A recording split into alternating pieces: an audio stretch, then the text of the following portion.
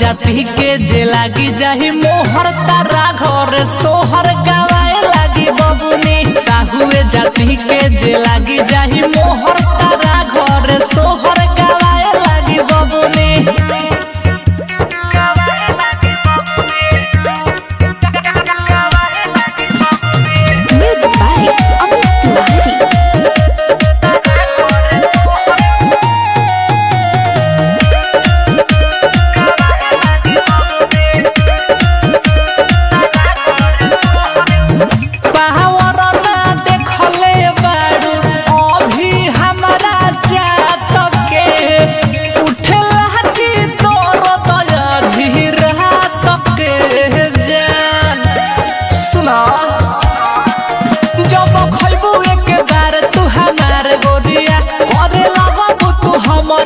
प्यार गोरिया धारावा में थोड़िया पिटाए लागी बबुनी।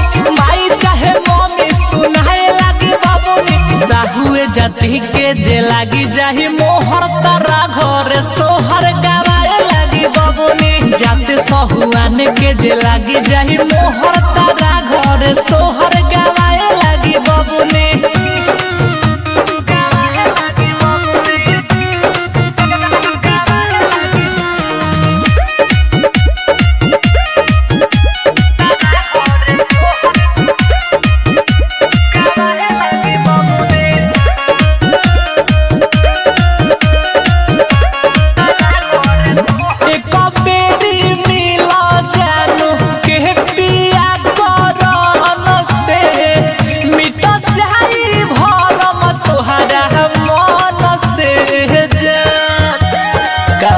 समझ में आवता है तोहर हरली ही सगरो कले सए गोरी। सच्चे सच्चे कहे आसी कभी से कहे गोरी।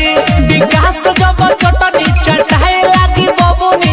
हित अपरित घरे आए लागी बबुनी। साहुए जाति के जे लागी जाही मोहर तारा